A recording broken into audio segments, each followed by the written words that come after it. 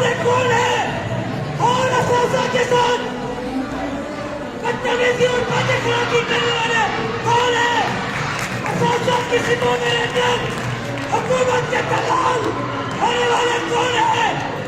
आज हमारी बहनें यहाँ पर जिस अंदाज में तहरीक के सिलसिले में बैठी है, यहाँ बैठे हैं जहाँ पर हमारी बहनें आवाज उठाती है, वहाँ पर हुकूमत की आवाज़ों में आवाज दब जाती है।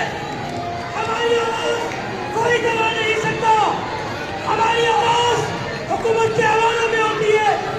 आपको कैसे कहो कि हैदराबाद में आपको एक ऐसा लीडर मिला हुआ है कि जो उस्तादों के साथ, सच्चाई के साथ, ईमानदारी के साथ आपके साथ है, जिसका नाम रोशन अली मशहूरी है।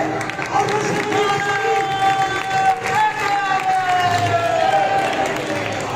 अली मशहूरी की ताकत देखकर उसकी बकराहट यहाँ से समझ में आ रही है कि हम कितना बकराहट का शिकार हो चुके हैं। लेकिन हमारी ये तारीख खत्म हो चुकी कि हैदराबाद से हम 17 ग्रेड लेने जा रहे हैं। हैदराबाद से 16 ग्रेड की तारीख खत्म हुई थी। इन बहनों ने दोनों पर निकलकर प्रेस क्लब को सजाकर और अपने हुक्म लिए और हम कामयाब हुए।